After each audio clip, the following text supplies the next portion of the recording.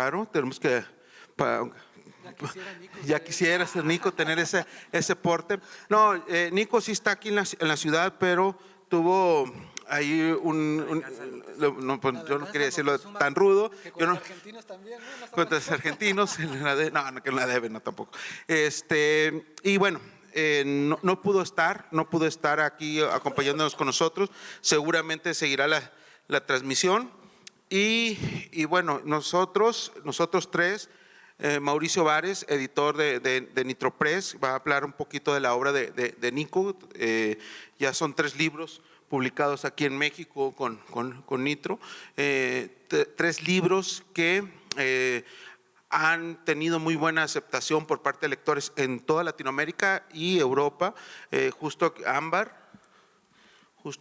que ganó, sí, fue la que ganó el Dashiell Hammett, la semana de la Semana de la Novela Negra, y Manol también ganó un Dashiell Hammett. Entonces ya hubiéramos tenido 2. Sí, ¿qué pasó? Bueno, aquí está. Y también a mí sí,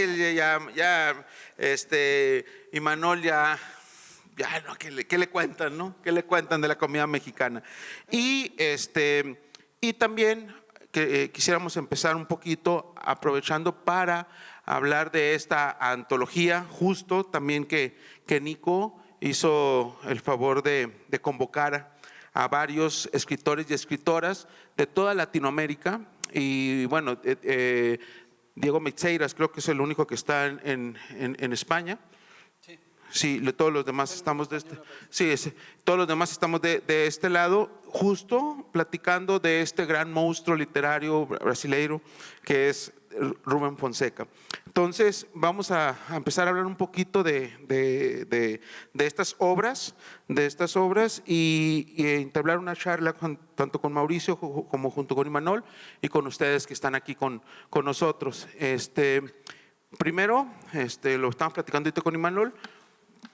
Abrir, yo creo, con lo de Rubén, la importancia de hacerle un homenaje a este gran escritor brasileño. Muy bien, muchas gracias, Carlos, y muchas gracias a Fábrica de Historias, a la biblioteca, por organizar esta semana y además por invitarme, ¿no? Está chido. Tú por aceptar. Probablemente ustedes sí ubican muy bien a Rubén Fonseca y su importancia. ¿Quién es Rubén Fonseca en el mundo de la literatura en general y de la literatura negra, criminal, policíaca en América Latina? Y yo diría que en el mundo, ¿no? Rubén Fonseca es un autor que yo creo que está entre los grandes a nivel mundial, pero que además, sobre todo por lo que aporta en términos de exploración literaria. Es asombroso cómo Rubén Fonseca prescinde totalmente de las ortodoxias del género para irse, ¿no? Para sumergirse en unas propuestas que tienen que ver con el juego del lenguaje, que tienen que ver con desbaratar la trama como idea. Hay cuentos de Fonseca que no tienen ninguna trama, que simplemente son los personajes en una situación y esos tipos que desfilan en la obra de Rubén Fonseca, ¿no? Que son muy, muy brasileños y que van en los extremos. Es muy interesante esto, ¿no? Ante la ausencia de una clase media, digamos, solidificada, ¿no? Firme, en la obra de Fonseca vemos esta polarización brutal de la sociedad brasileña, como cualquier sociedad nuestra latinoamericana, ¿no? De los extremos, de las máximas riquezas, ¿no? Del mundo de Leblon y de Copacabana en Río de Janeiro al mundo más de la miseria, ¿no? de las favelas, etcétera. Y en esta tensión de extremos vamos a ver desfilar una serie de personajes siempre fascinantes, ¿no? Creo que la obra de Rubén Fonseca sobre todo tiene que ver con los personajes y tiene que ver con las exploraciones estilísticas, ¿no? De pronto hay cuentos que son obras de teatro donde los personajes todo el rato están hablando y no hay una voz narradora, ¿no? que pase, ¿no? Que dé el paso de narrar la historia. La historia se narra a través de lo que van platicando los personajes, ¿no? Explora mucho con con la ambigüedad del lenguaje. De pronto hay ciertos cuentos, hablo de los cuentos porque Fonseca inició como cuentista. Durante muchos años escribió cuento, después ya se lanza y empieza a hacer novela, pero después llevaba como 15 años tranquilamente escribiendo cuento. Y tiene de hecho Tusquets tiene la colección, obra ¿no? completa. Son tres Tres tomos, tomos, ¿no? así de 3 ladrillos, con toda la obra cuentística de Fonseca. Y en los cuentos de Fonseca encontramos eso, de pronto la ambigüedad del lenguaje, ¿no?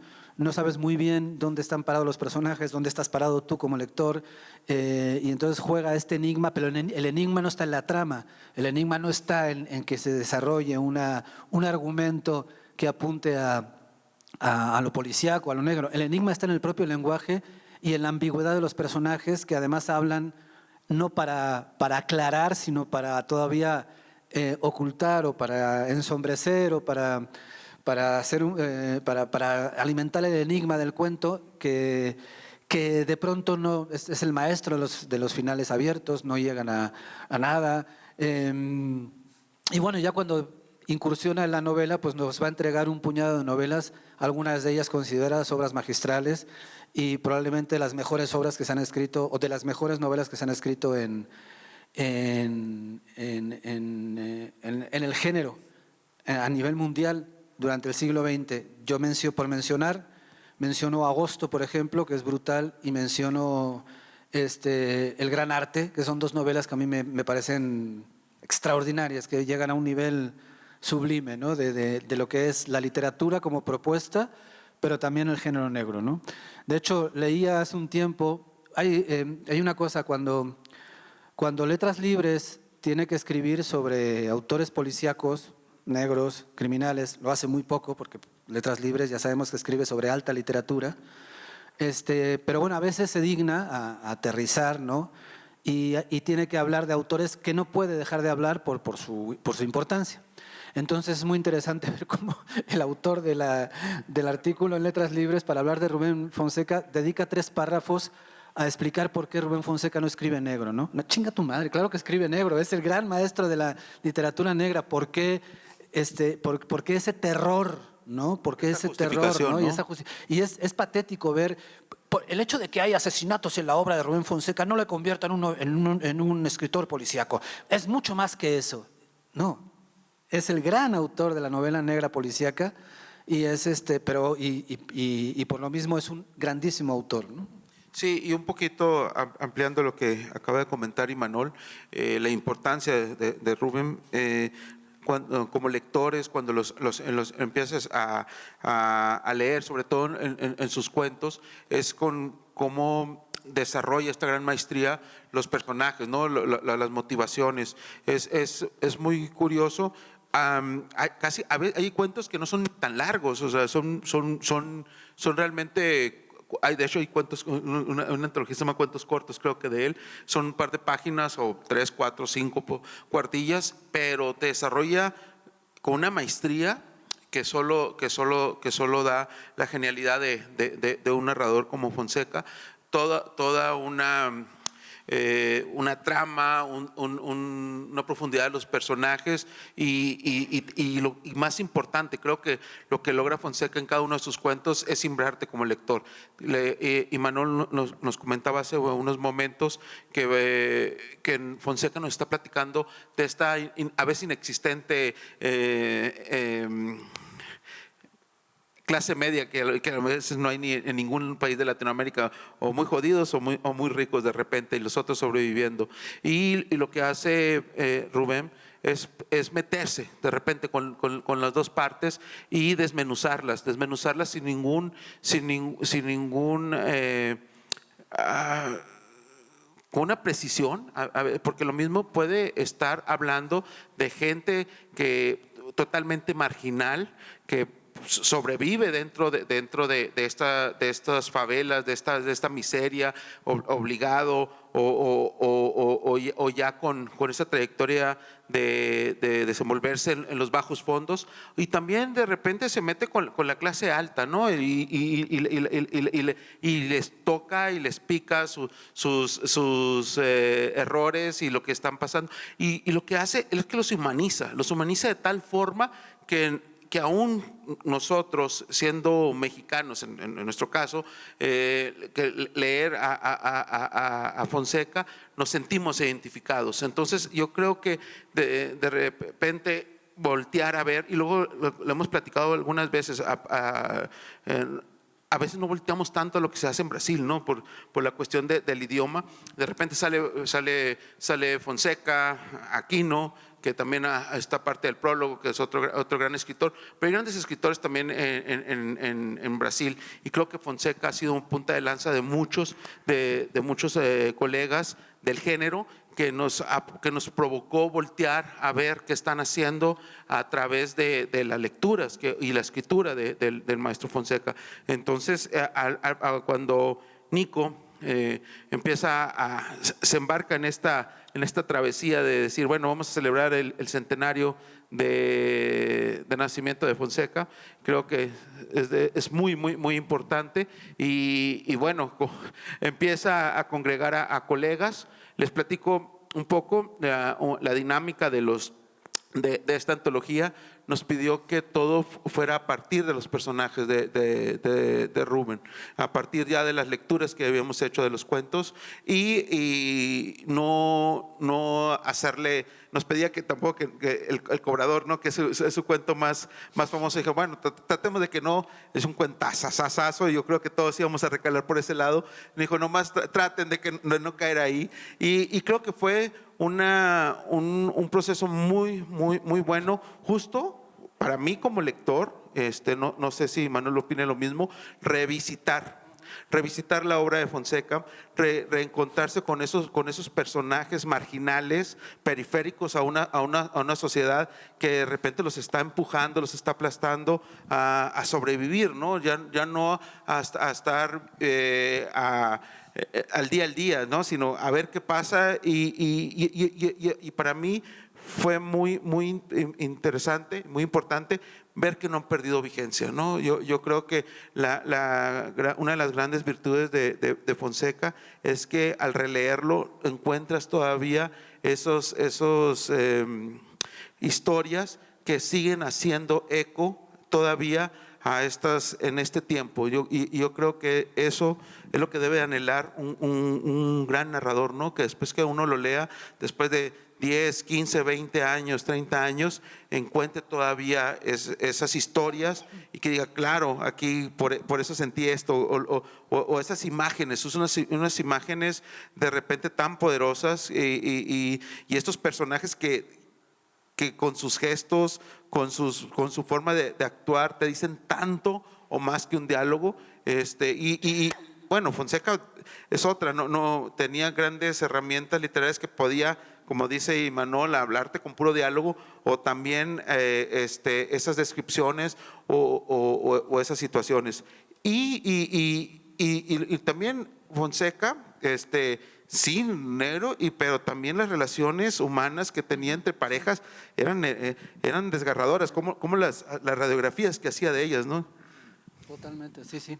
Sí, en la antología en la que los autores partimos de algún personaje o de algún cuento, alguna historia de Rubén Fonseca para escribir un cuento ya nuestro, responde a los 100 años del natalicio de Fonseca, ¿no? Fonseca nace en 1925 y hoy, este año, están cumpliendo 100 años de su natalicio, y esto fue un poco el homenaje para darle voz a Nico, que pues, como ya sabemos no pudo llegar porque está encadenado a un baño. Voy a leer el primer párrafo de la introducción que hace Nicolás Ferraro.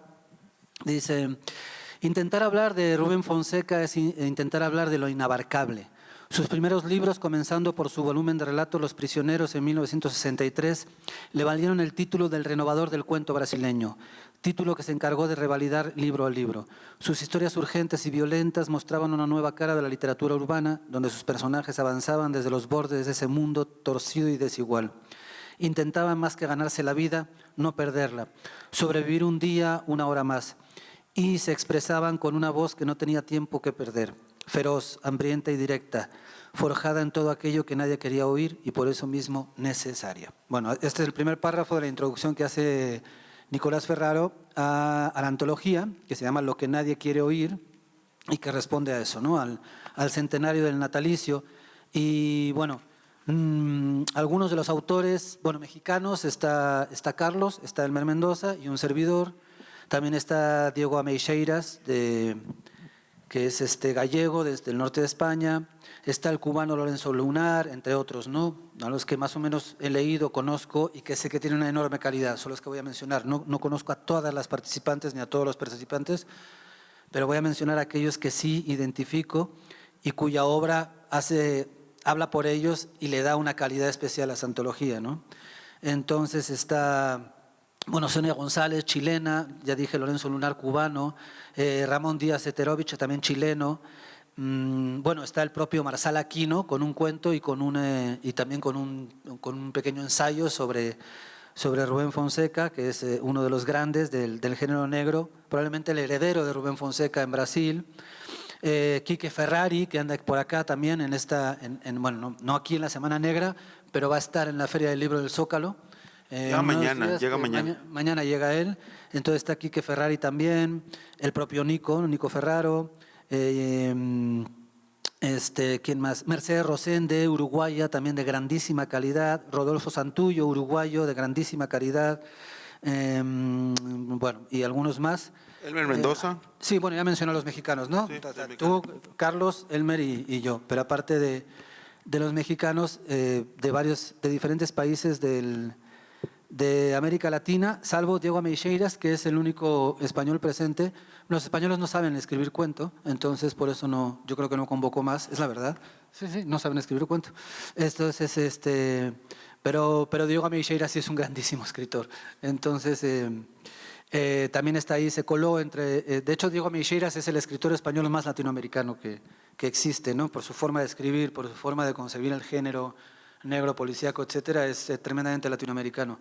Pero el resto sí, son de diferentes países de América Latina y bueno, y es eso, la idea es tratar de aproximarse, crear los universos de Fonseca, rescatar eso que te impacta del autor, ¿no? En mi caso, por ejemplo, pues para hablar, si quieres, ya hablamos de nuestros cuentos un poco, en mi caso, por ejemplo, yo… La crueldad de las relaciones hombre-mujer que refleja Fonseca, sobre todo en las periferias, en las marginalidades, es brutal. Y bueno, es algo que a mí como escritor también me interesa mucho, ¿no? Explorar eso. Entonces, bueno, yo tomé un cuento en el que María Siña, una mujer, en el cuento de Rubén Fonseca, su hombre acaba de salir de la cárcel y le dice, ¿sabes qué? Conocí a alguien más y ese alguien más me va a dar una vida más digna, una mejor vida, me va a tratar mejor, quiere formar una familia y tú eres un desastre, ¿no? Y entonces el cuate le dice, ¿sabes qué? Déjame conocer a este tipo, ¿no? Y María Siña se asustó un montón porque piensa que lo va a matar o le va a hacer algo, ¿no? Y va a conocerlo y el cuento trata de eso, de cómo convive con él y cómo al final el tipo… que sale de la cárcel, que es retratado como una especie de matón sanguinario, un asesino, un delincuente, resulta que lo que está haciendo es evaluar realmente, o sea, asume que María Siña sí merece una mejor vida y lo que está haciendo es evaluar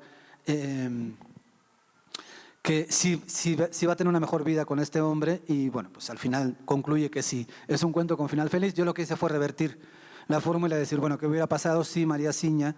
¿Qué hubiera pasado si la pareja de María Siña cuando sale de la cárcel, en lugar de reaccionar así, realmente asusta, espanta al tipo y se quedan con él? Entonces es la historia B ¿no? Que nos plantea de María Siña, y se llama La elección de María Siña, porque lo que hace es elegir, entre comillas, quedarse con el tipo que acaba de salir de la cárcel y las consecuencias de eso, ¿no? Un poco creo que vamos conociendo la antología, ¿eh? No la conocemos, no la hemos Sí, no, leído. lo acaban de Yo entregar. estoy hablando de que conozco a algunos autores, los he leído su obra y entonces sé que son sello de calidad, ¿no? Pero bueno, esa es un poco la idea. Creo que todos hemos jugado un poco con eso, ¿no? Tomar algún cuento, algún personaje y darle la vuelta o imaginarse otras posibilidades de ese personaje o de esa historia, ¿no? Sí, yo justo el que agarré es una pareja que recién casados, justo que son esta familia, son chicos bien, como diríamos en la actualidad, hijos de grandes empresarios. Fifis. Fifis, hijos de grandes empresarios. Y bueno, y son tan exitosos, creo que, si no mal no recuerdo, en el cuento de Fonseca, el protagonista es arquitecto. Creo que la novia, ya novia, se dedica a hacer eventos de bodas, algo así. Se casan y quieren irse de luna de miel a un lugar de Brasil, total de que no lo pueden hacer hasta meses después, y viajan a Estados Unidos. Y lo que hace Rubén en ese cuento, empieza a desmenuzar a una pareja que realmente no se conoce, a una pareja que tiene miedo a conocerse, a tener ese tipo de intimidad ya como pareja, pero no solo como una intimidad de sexual, sino una intimidad de almas, ¿no? O sea, entonces está muy divertido cómo empiezan a verse, empiezan a tener esos celos en ese viaje, ¿no? Al último se resuelve de una manera muy interesante el cuento de Rubén. Yo quise, ese cuento que me gusta mucho, quise reinterpretarlo porque, como les comentaba, había como muchos celos, como que sentían que el protagonista como que no lo quería la novia y todo eso. Entonces yo lo que reinterpreto es que muchos ya con hijos tienen un encuentro, el amante de esta persona, de la esposa, con el marido. Entonces, a partir de ahí, y se dan cuenta que realmente pues, la mujer no está enamorada de ninguna de los dos, ¿no? Entonces, creen que el amante cree que ya triunfó sobre el marido, pero cuando empiezan a platicar, porque eso se me hizo, lo que quería explorar ahí, es que ninguno de los dos hombres conoce a la mujer. Empiezan no, es que a ella le gusta el vino, no, a ella le gusta el champán, no, es que a ella le gusta el sushi, a ella le gustan los tacos de carne asada, por decir algo. Entonces, lo que yo quería dejarles en claro al lector es que esos hombres que supuestamente están luchando por el amor de una mujer, en realidad no lo conocen, no conocen a esa mujer. Y bueno, hay una serie no de altercados, ¿no? sino se dan cuenta, llegan a una conclusión ambos, ¿no? Tanto el esposo y el amante de lo que están perdiendo o de lo que pensaban que tuvieron alguna vez. Entonces, justo, y fue muy curioso, llegar a esos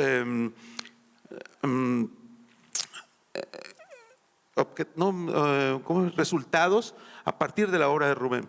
Llegar a esos resultados a partir de haberlo leído y ver cómo trata de repente las relaciones que hay entre parejas, las relaciones que hay entre estos seres marginales y entre toda esta sociedad que de alguna manera están ahí, pero que Rubén voltea y los ve y los plasma, y nosotros como lectores llegamos y los leemos, y eso es muy importante. Entonces, como decía bien Imanol, acaba de llegar a otra cosa importante, es que esta es una edición argentina. Salió primero allá en una editorial, la editorial Revolver, Entonces viene viajando en valija, en valija, contrabando de libros, y llegando acá a México. Entonces eso también le tiene otro plus. Creo que una de las intenciones de Nico como prologuista y como impulsor de este proyecto es que llegue a otros países, ¿no? A editoriales. Creo que hay, si mal no recuerdo, hay como aparte de Aquino, que para mí es uno de los grandes escritores de contemporáneos de Brasil, uno de los más grandes que está actualmente. También hay como otros 4 o 5 colegas de ahí de brasileños, y muy probable andan buscando la forma de que también esté en Brasil y en varias editoriales de toda Latinoamérica. Pero ahorita tenemos esta primicia aquí en México, va a presentarse aquí, también vamos a hablar de ella en el Zócalo, y bueno, pues siempre se aplaude todas estas empresas de corazón en las que se meten los colegas y que las llevan a buen puerto. Yo le voy a dejar aquí Sí. para hablar aquí con Nico. Sí, bueno, yo nada más quería agregar rápidamente que es la oportunidad de conocer autores y autoras que igual normalmente difícilmente llegan a México, que difícilmente leemos, y entonces es como un doble juego. Por un lado, nos adentramos en el universo de Rubén Fonseca, interpretado por los ojos de estas autoras y de estos autores, y por otro lado conocemos, a través de los cuentos que plantean en la antología, la obra de gente que vale muchísimo la pena como autoras y autores. La convocatoria de Nico es impresionante, en serio, vale muchísimo la pena la gente que dijo sí, va, y que escribió, y que difícilmente vamos a encontrar sus obras aquí en México, ¿no? Entonces es una doble oportunidad, conocer autores que no conocemos o que difícilmente podemos leer, y adentrarnos a través de los ojos de estos autores en el universo de Rubén Fonseca.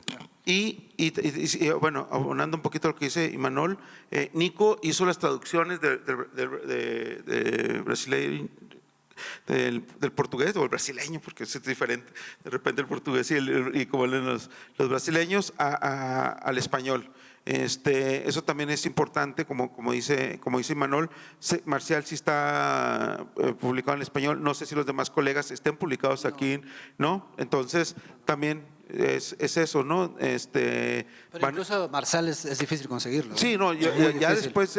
O sea, está en Argentina, traducido al español para Argentina, pero en México es Pero muy ya difícil. no, salieron un par de libros, no, 3 libros salieron de él y se agotaron o se perdieron ahí, y sí, no, ya son difícil conseguirlo.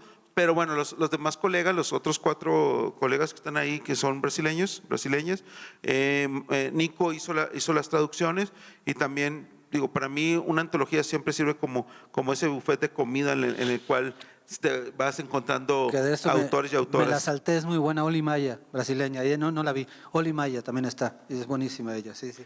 Entonces ahí maravilla. va otra oportunidad para que se hagan de este libro. Y bueno, también esto iba a ser una presentación así un poquito aprovechando a Nico, El cielo que nos queda, que es la más reciente publicación de Nico aquí en México. Y bueno, para eso que nos hable Mauricio Vares, el editor en jefe de Nitro, y bueno, que ya digo, Imanol y yo como lectores de Nico ya conocemos mucho su obra, pero bueno, Mauricio ha estado trabajando muchísimo con él en la cuestión de la edición y trayendo sus libros justo a México. Sí, bueno, pues primero que nada, gracias a ustedes por estar aquí, gracias por la invitación de parte de la 4ª Semana de la Novela Negra, que es un evento que festejamos, ¿no? que se siga haciendo. Desde mi punto de vista, que pude venir a varias de las participaciones, pues fue un éxito porque siempre hubo gente, siempre hubo participación, las mesas estuvieron estupendas, los amigos de Gata Negra las grabaron, así que se pueden consultar en caso de que no hayan asistido a todas. Entonces, bueno, primero que nada, pues eso, es mostrar nuestro agradecimiento por darle este espacio a Nico. Nico poco a poco es un escritor que todavía se podría considerar joven, es menor de 40 años, y ya, pues, y sin embargo, o sea, más bien lo refiero básicamente a partir de pues la cantidad de cosas que ha hecho. Él tiene ahorita ya 7 novelas o 7 libros escritos, Solo 4 de ellos se han publicado, por ejemplo, en Revolver, no en el mismo orden en el que fueron escritos. Y 3 de ellos se han publicado en México también en un orden distinto al que salieron en Argentina y al que fueron escritos. Entonces, nosotros comenzamos con la obra de Nico, con Cruz, que fue un libro que a mí me gustó muchísimo. Es el número 11 de la colección Nitro Noir, que se publicó en el 2019. Esto habla de que bueno, Nico ha estado, los libros de Nico han estado presentes a lo largo del crecimiento de nuestro catálogo. Luego sacamos Ámbar, que fue, como ya mencionó Carlos, este fue finalista del Hammett. Y este sí ganó el Hammett, ¿no? Este fue el segundo libro que publicamos, el número 30 de la colección. Y ahora estamos publicando El cielo que nos queda, que es el 44, que es de los más recientes, ¿no? Que digo, prácticamente está casi salido del horno. Yo me acuerdo que Borges decía que un escritor crea su propia genealogía. Y esto suena muy lógico si piensas en, bueno, pues un escritor como Borges mismo, cómo va creando, ¿no? E influyendo en otros escritores, pero él se refería a la genealogía hacia atrás, ¿no? A como si tú estudias a un autor como Borges, te vas hacia atrás, empiezas a encontrarte pues a Chesterton, a Oscar Wilde, a muchos de los autores, y a crear conexiones entre ellos que antes no veías o no creías posibles.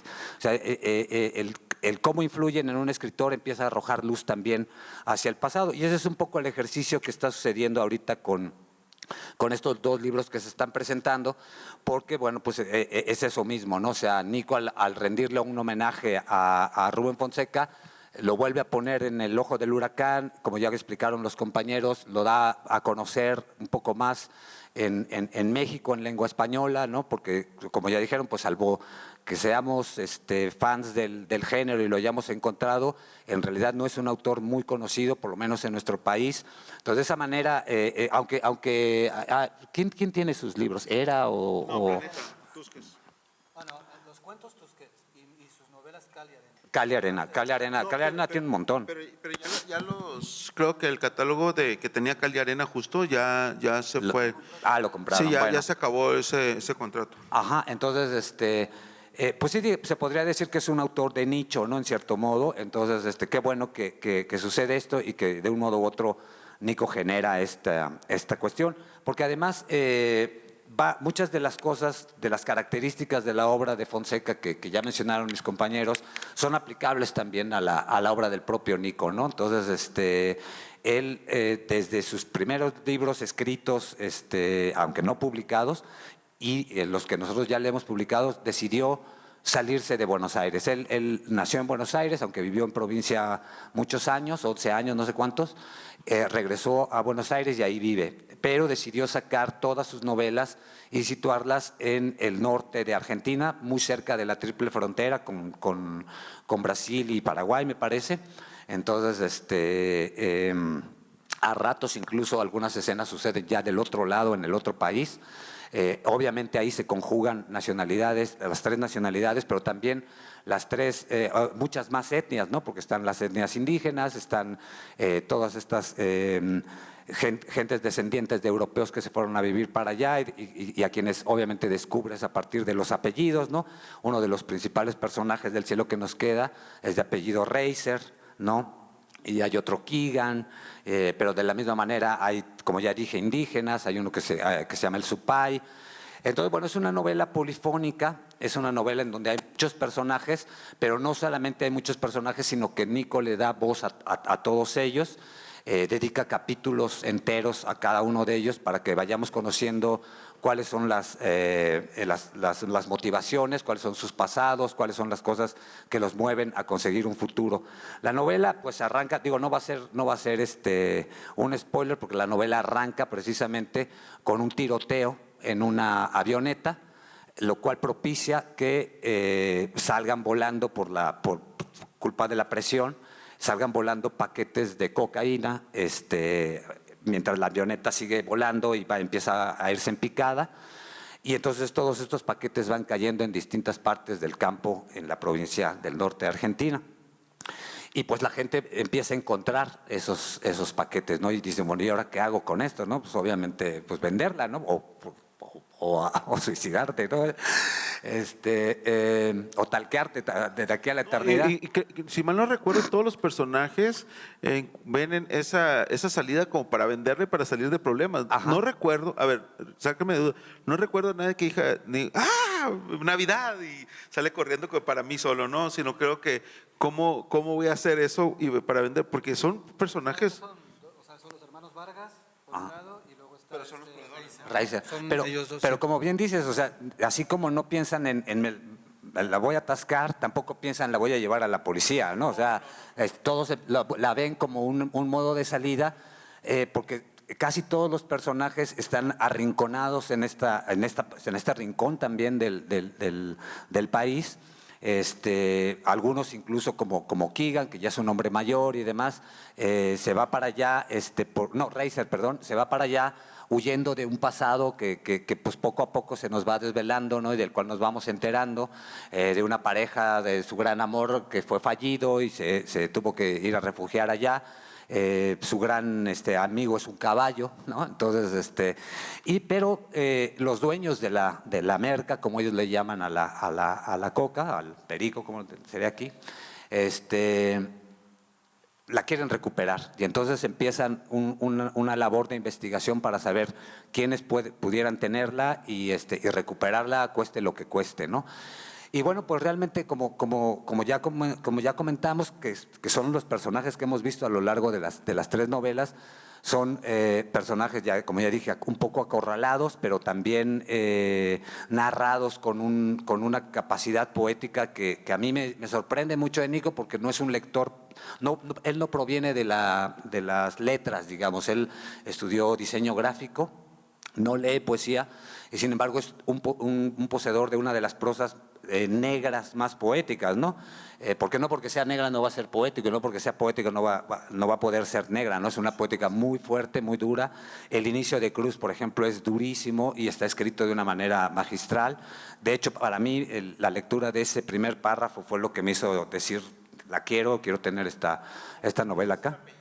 Ajá. Así es, sí.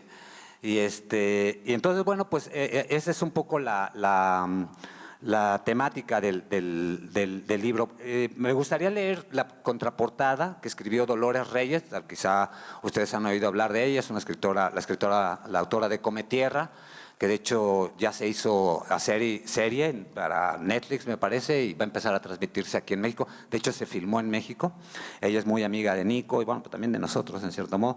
El cielo que nos queda es en realidad una novela de infiernos en torno a esos dioses contemporáneos que son la guita y la merca, como son la lana y la coca, ¿no?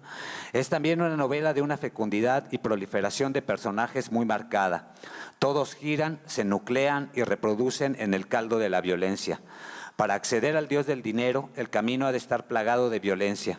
Queda conformada así desde el comienzo la Santísima Trinidad que mueve el relato y las desventuras de los protagonistas: merca, violencia y guita. Lo justifican todo y son el motor de la narración. Más allá de lo que trata la novela está el cómo narrar, la lengua propia que requiere cada relato para existir. El cielo que nos queda tiene momentos donde esa lengua coagula, dejando ver esa violencia bestial que nos atraviesa. Entonces, bueno, pues sí, es esta cuestión de la violencia, esta cuestión de la desesperación, de la marginalidad, de los personajes que de pronto encuentran una posible salida, ¿no? a las condiciones de vida que tienen. Estos muchachos, ¿no? Los hermanos Vargas, que son unos jóvenes que están buscando de alguna manera no repetir la historia de su padre, ¿no? Y las mujeres, sus novias que están al lado de ellos y pues que están esperando que estos muchachos les vaya bien para entonces ellas triunfar, y cuando se empiezan a desesperar de que ese paso no se da, los abandonan. Entonces, o sea, son historias donde la marginalidad va marcando la pauta del día a día de todos los personajes.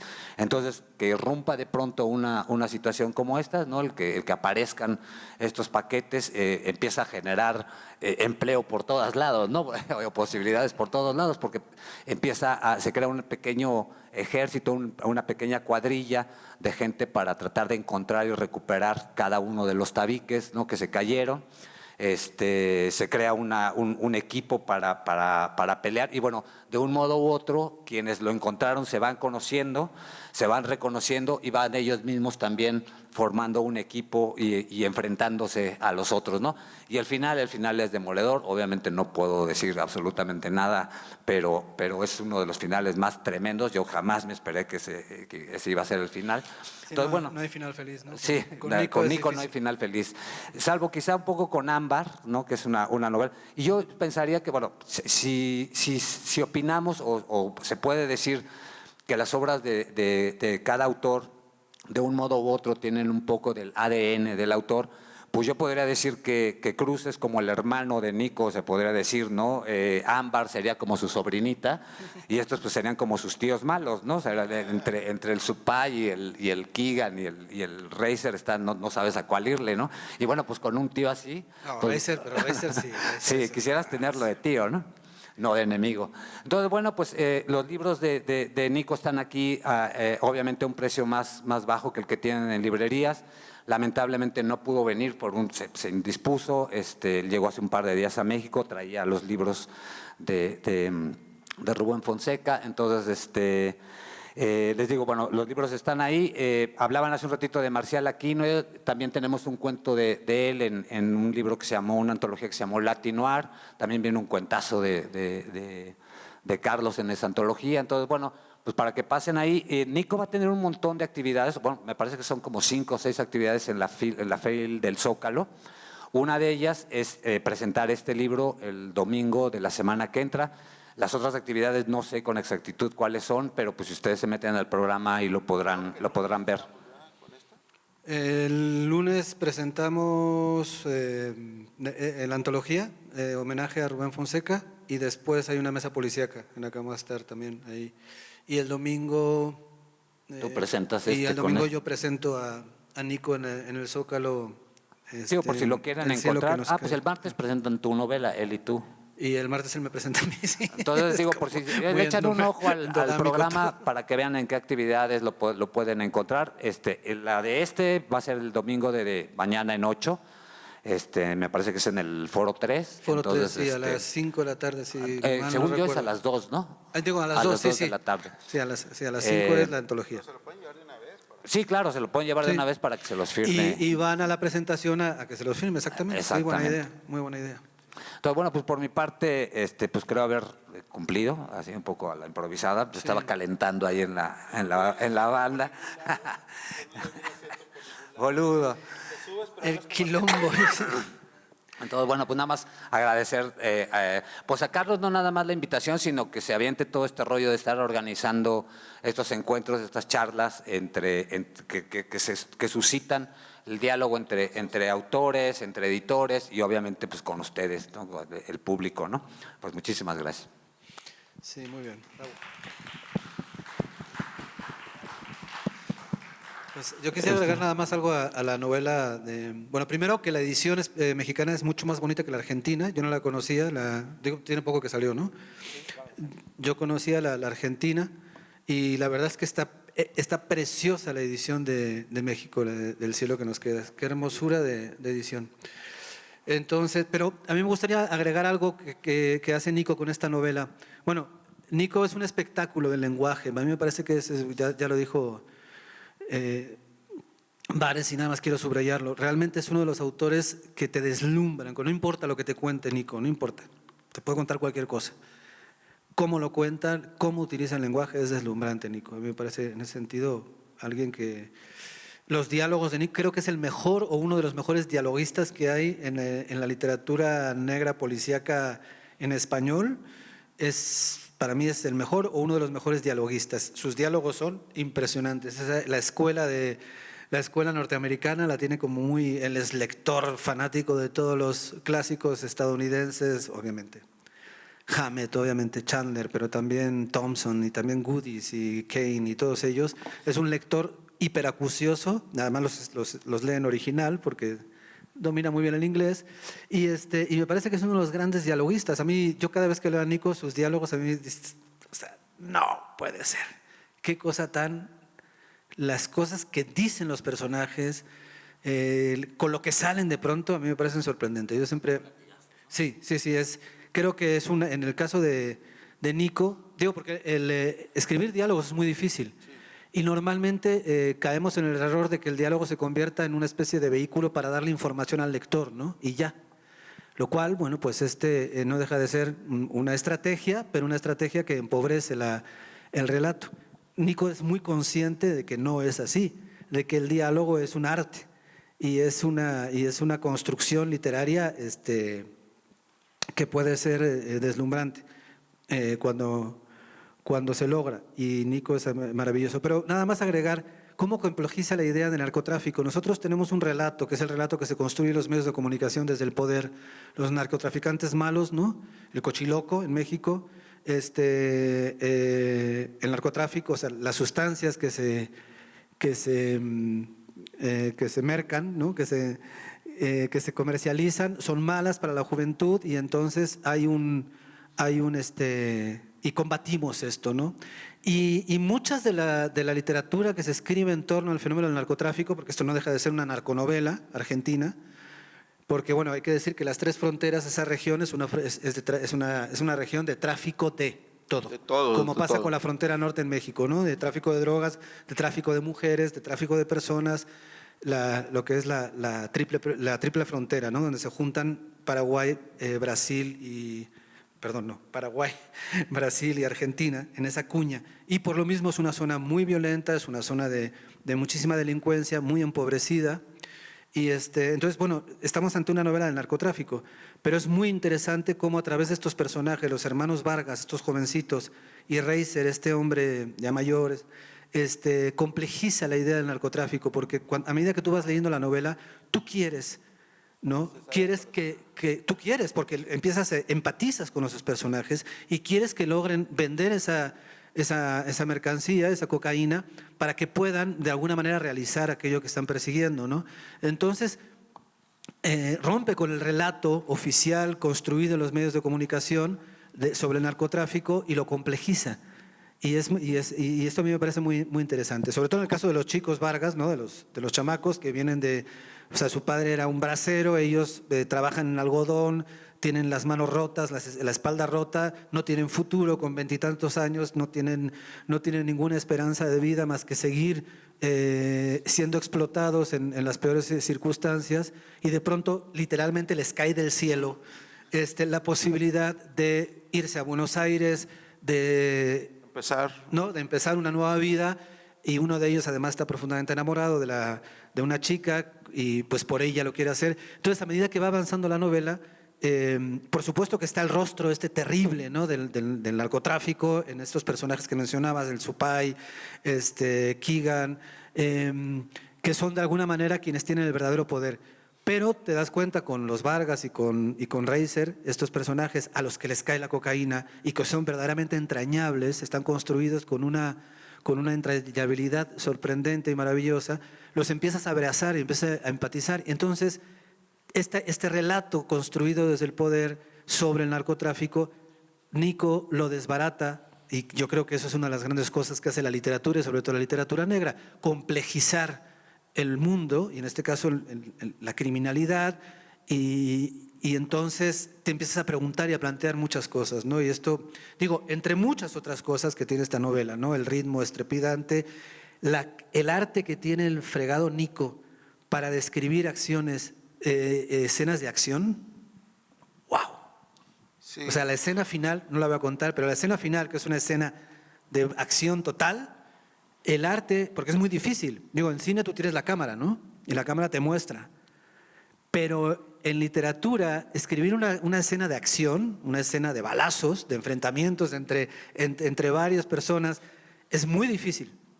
Es muy difícil. Y Nico en esta novela es, wow, tiene 2, 3 escenas de estas de acción, de enfrentamientos de balazos, y dices, qué maestría para todo el rato tener, o sea, digamos, esa cámara imaginaria, que es la perspectiva o punto de vista, la va cambiando dependiendo de con quién está, a una velocidad increíble, y tú estás ante una escena cinematográfica con un ritmo impresionante, en una velocidad, la verdad Sí, yo creo que es uno de los grandísimos autores, a pesar de la juventud, es uno de los grandísimos autores del género.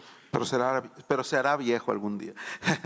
No, no sé, no, Todos. justo lo que dice Imanol, creo que nos sirve muchísimo lo que está haciendo Nitro, de encontrar también esta literatura que está haciendo en el otro extremo del continente y la forma en la que viven este tipo y sobreviven este tipo de criminalidades. Justo ahorita que hablabas de la triple frontera, se me vino así de pronto de golpe un cuento de Quique Ferrari, que también es brutal, ¿no? Un cuento muy breve que ocurre justo en la triple frontera, en una balsa que van avanzando para supuestamente encontrar su salvación.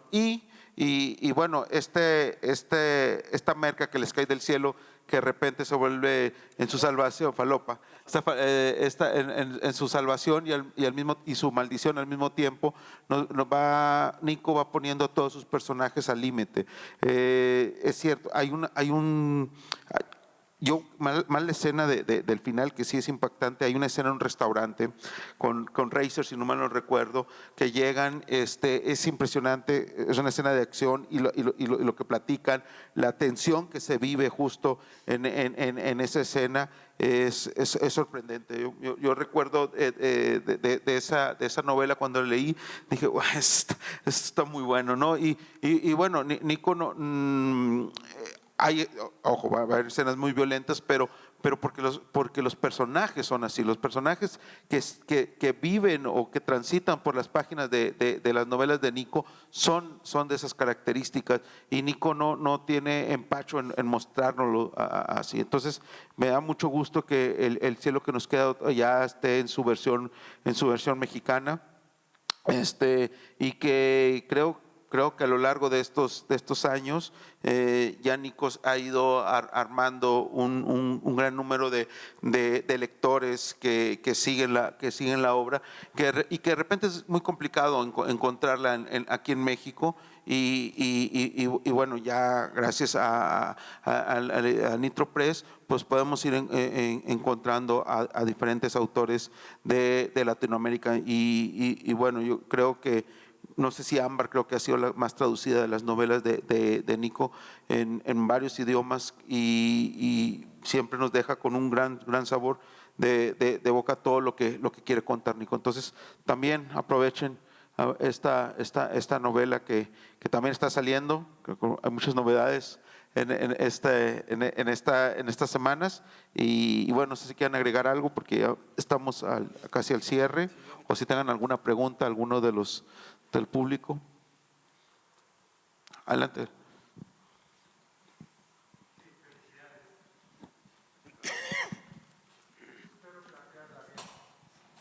En la opinión de ustedes, ¿cuál sería el autor, pero de la narrativa mexicana, que estuviera expresando lo más cercano posible lo que pasa en México?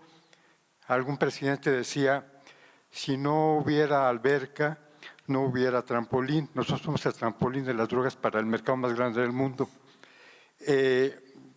¿Cuál sería el autor de la narrativa mexicana que más se acerca a representar la realidad de brutalidad criminal en México, desaparecidos, muertos, que ni siquiera en Colombia en su momento llegó a suceder con ese impacto social? No sé si está planteada bien la pregunta. Sí, a ver, igual. Bueno, de entrada, obviamente ellos tienen una mejor opinión, porque yo me dedico mucho a leer lo que se publica dentro de la editorial. Más que tener un panorama así, que seguramente, repito, ellos lo tendrán mejor, pero aquí tienes a dos estupendos escritores que abordan precisamente ese tema, ¿no? En el caso de Carlos, nosotros le hemos publicado 4 o 5 libros, el más brutal en ese sentido, el que más se acerca a lo que tú dices, pues sería que Bavispe, ¿no? Algunos cuentos de Bavispe, ¿no? Y el de No toda la sangre es roja, que también es... y Comala, claro, sí. Y bueno, pues obviamente también Imanol. Ah, sí. Bueno, pues sí, nosotros No, es que son muchos. Yo creo que voy a ser asquerosamente crítico con la crítica mexicana de literatura, porque creo que hay autoras y autores que están escribiendo sobre las realidades y de manera brutal y de manera muy precisa y muy valiente. Somos algunos, y puedo dar una lista.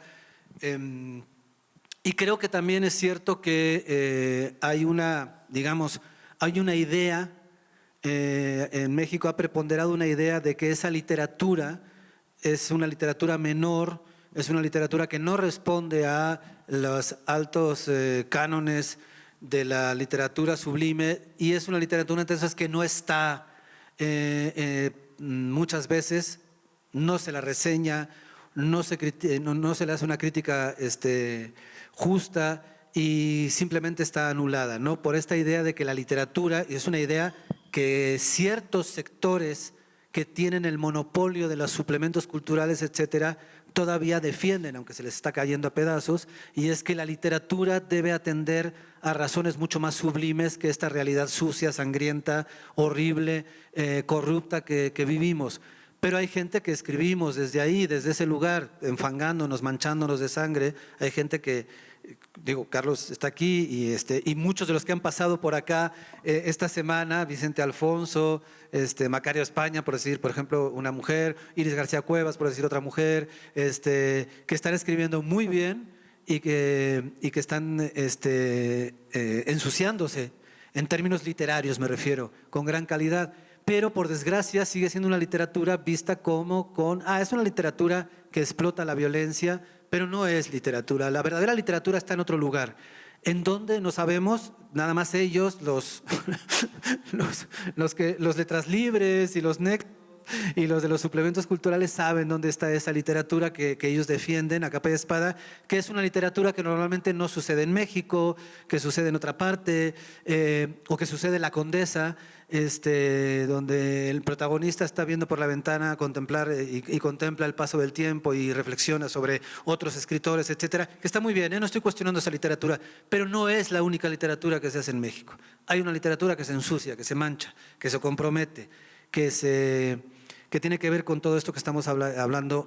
En el caso de la obra de Nico, la podemos traer a la obra de muchos autores mexicanos. Elmer Mendoza, que estuvo aquí, al que homenajeamos, por supuesto, Elmer Mendoza, que se compromete con esa realidad durísima de Sinaloa y que la describe en cada una de sus novelas de la saga del Zurdo Mendieta, pero también en Un asesino solitario y también en El amante de Janis Joplin. Entonces, bueno, Elmer Mendoza probablemente sea alguien, junto con Taibo, de los que fueron abriendo el camino, y detrás nos colamos varios y varias, afortunadamente cada vez más varias mujeres, que lo están haciendo con muchísima calidad, que estamos hablando de eso, no le sacamos el bulto, estamos hablando en serio de lo que está pasando en este país, complejizándolo a través de la literatura y apostándole. A veces fallamos, a veces no, a veces mejor, a veces peor, pero estamos en eso. Que no llegue a la gente que todavía en las escuelas se siga leyendo otras cosas y esta literatura no está llegando a la escuela. A mí me pasó con una novela que tengo que es muy negra, muy violenta, muy canija, que habla de la corrupción de los militares, etcétera, que una maestra de literatura la recomendó y la leyeron en una preparatoria y los papás se escandalizaron, ¿no? Entonces es la propia sociedad, y bueno, estuvieron a punto de expulsar a la maestra, y es la propia sociedad mexicana la que todavía no, digo en una mayoría, porque si no, no tendríamos lectores, y si los tenemos, es la propia sociedad mexicana que no quiere. A mí todos los días, bueno, no todos los días, pero muy seguido me preguntan, ¿por qué escribes sobre esos temas? ¿Y por qué no voy a escribir sobre esos temas? ¿Sobre qué quieres que escriba? Pues, o sea, ¿no? Entonces, creo que la propia sociedad mexicana se resiste a pensar que la literatura es un vehículo para complejizar, explorar y reflexionar sobre esos temas que tanto nos duelen, ¿no? Pero sí hay. Sí, De hecho, te quería yo comentar, bueno, decía yo que obviamente lo que más conozco pues es el catálogo de nuestra editorial, y nosotros tenemos una colección de género negro. Y la cuestión es que hay cuestiones muy fuertes, ¿no?, que muchas veces, o sea, son muchísimas, ¿no? Tú puedes pensar el crimen organizado, puedes pensar el crimen de Estado, puedes pensar las desapariciones de mujeres, las desapariciones de niños, son un montón de temas. Y entonces es muy difícil tratarlos, o que un solo autor los trate, o que se traten en un solo título, ¿no? Pero yo pienso, por ejemplo, que la colección que nosotros tenemos va tratando cada uno de estos temas en cada título, ¿no? Entonces, por ejemplo, Morir al Sur, que ganó una vuelta de tuerca, que se agotó muy rápido, empieza con una serie de crímenes que suceden, y cuando te enteras lo que hay detrás de esos crímenes es cuando digo, obviamente no quisiera yo decir qué sucede, porque es un spoiler. En Un acto de amor, que también ganó una vuelta de tuerca, es lo mismo, aparece una influencer estadounidense asesinada en una playa de México. Entonces se mueve en el FBI, todo el mundo para saber qué pasó con ella, y entonces la policía, la agente de la policía que tiene que investigar esa muerte, se empieza a encontrar con un montón de casos de mujeres desaparecidas y trata de investigar qué es lo que hay detrás de ello. Entonces, como que cada novela se va tratando de un tema distinto, ¿no? Entonces sería difícil encontrar un solo autor o un solo libro que hable sobre eso, pero por ejemplo la colección, como ya dije, pues ya tenemos 46 libros, 46 títulos ya a lo largo de estos años. Cada uno va tratando un tema de estos distintos, ¿no? Casi todos los autores mexicanos se meten con algo de nuestra realidad, ¿no? Sí. Yo es que tengo una presentación en el Zócalo ahorita, que ya empezó la Zócalo. Sí, no. Bueno, Muchas gracias, Imanol. y bueno, muchas gracias a Imanol. Muchas gracias a ustedes por estar aquí. Les pedimos que no se muevan, respiren, pero se esperen tantito, porque en unos momentos más vamos a iniciar con la mesa homenaje justo de ABEF. Está cumpliendo 20 años la primer novela que ganó el Vuelta de Tuerca, justo ahorita que está hablando Mauricio, Tiempo de Alacranes, es la primera novela que ganó este emblemático premio de género negro aquí en México, bueno, que lo da la Secretaría de Querétaro, y estamos festejando los 20 años. Vicente Alfonso y Norma Lazo estarán con él, entonces les pedimos un momentito más, empezamos esta mesa. Muchas gracias.